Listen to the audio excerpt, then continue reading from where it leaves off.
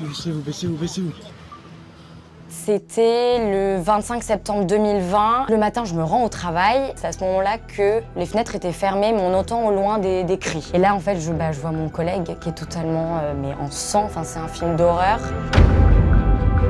Donc là, c'était la panique totale. Je vois des gens qui essayent de se cacher.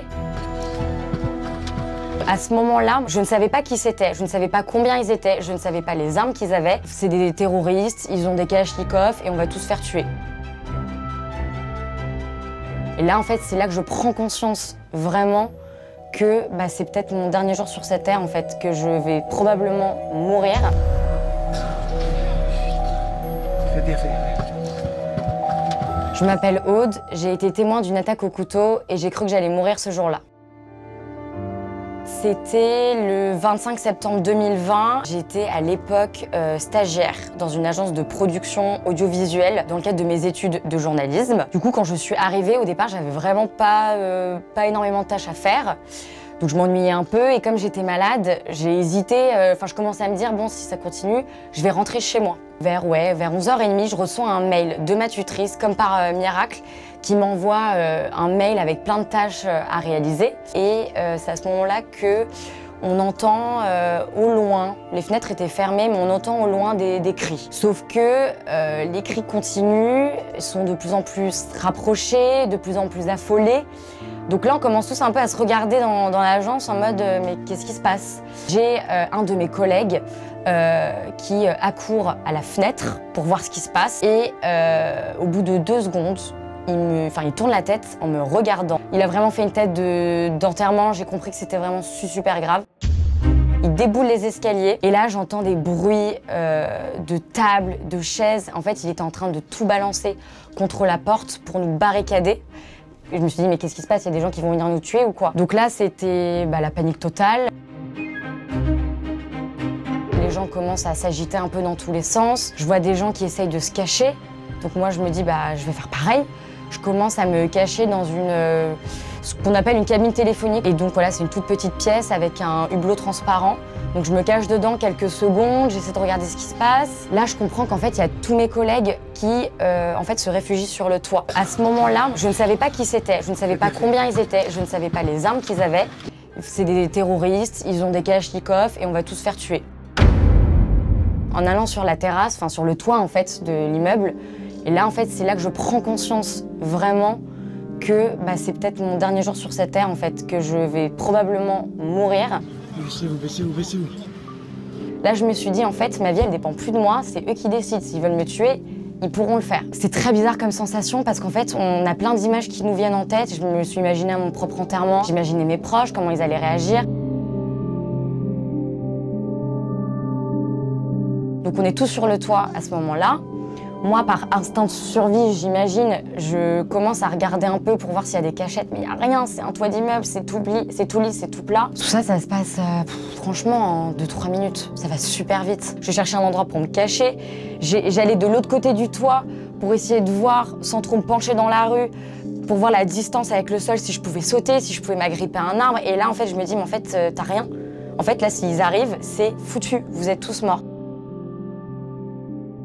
Et en fait, à ce moment-là, il se passe quelque chose d'assez terrible parce que, en fait, on entend un homme dans la rue en train de crier à l'agonie pratiquement. Et en fait, une de mes collègues qui était sur le toit avec moi le reconnaît et donc elle crie son nom. Et en fait, il s'avère que cette personne-là, c'était un de nos collègues qui, en fait, s'avère fumer une cigarette en bas de l'immeuble au moment où on a été attaqué. Là, elle crie son nom, elle crie comme s'il était mort. Donc là, c'est terrible. On a ces bruits de souffrance, ces cris d'agonie. Et donc voilà, on essaye tous de se calmer. On se dit, il faut pas regarder. C'est l'horreur absolue. Au bout de quelques minutes, on comprend que les hommes ou la personne s'est enfuie, parce qu'on entend des gens dans la rue en train de crier. Moi, au bout de peut-être un quart d'heure, je me résigne à essayer de regarder ce qui se passe. Et là, en fait, je vois mon collègue qui est totalement mais en sang. C'est un film d'horreur.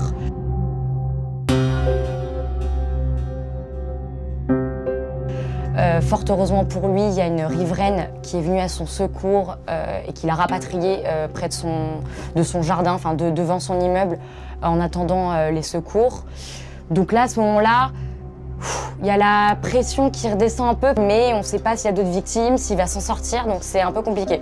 Au départ, moi je pensais que c'était le seul blessé, et en fait, on a appris qu'il y avait une autre de nos collègues qui a été blessée également, et elle qui a été blessée au visage.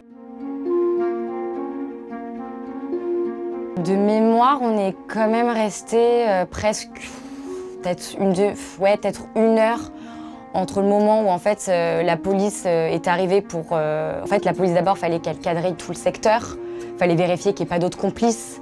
Ensuite, il y a eu, je ne sais plus si c'était le GIGN ou la BRI. Pareil, ils sont venus, ils ont fouillé tout l'immeuble parce qu'ils ne savaient pas s'il y avait d'autres complices. Donc c'était très tendu au départ. Ils étaient un peu agressifs au début à taper sur les portes. Donc nous, on était là, ne tirez pas. Parce que nous, en fait, on est juste des victimes, on veut juste sortir de cet enfer. Et après, quand j'ai pu partir, je suis rentrée chez moi. Donc évidemment, il était hors de question qu'on revienne dans les locaux. Le traumatisme était trop grand. Ça a pris du temps et je pense que le traumatisme, il est encore là. Mais ils s'en sont sortis et ça, c'est le plus important parce qu'en fait, ça aurait pu être pire. Donc quand tout ça s'est terminé, au fil des heures, on essayait un peu de se renseigner sur qui était cette personne, est-ce qu'ils étaient plusieurs, quelles étaient leurs intentions. Et c'est là où on a appris qu'il a en plus attaqué nos deux collègues au hachoir. Et cette même âme a même été retrouvée aux abords du métro par lequel il a tenté de s'enfuir.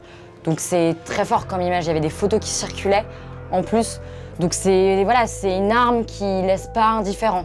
Quelques jours après l'attaque, donc il y a eu des articles, des sujets qui ont été faits dans la presse. Et donc c'est là où on a appris un peu plus sur cet homme. Donc c'est là où j'ai appris que c'était un jeune Pakistanais d'une vingtaine d'années et qui, en gros, il avait fait ça parce qu'il pensait qu'en fait les locaux de Charlie Hebdo étaient toujours au même endroit. Sauf qu'évidemment, depuis l'attentat, ils ont été délocalisés dans des bureaux ultra sécurisés, personne ne sait où ils sont. Et donc en fait, il a préparé son coup plusieurs jours à l'avance.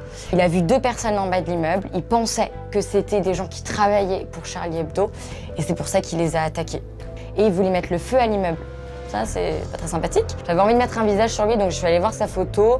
J'ai essayé de chercher un peu des infos, mais il n'y avait pas grand-chose. Il avait une vingtaine d'années, et je me suis dit, mais comment tu peux faire ça? Comment on peut être amené à débouler avec un hachoir? C'est tellement violent.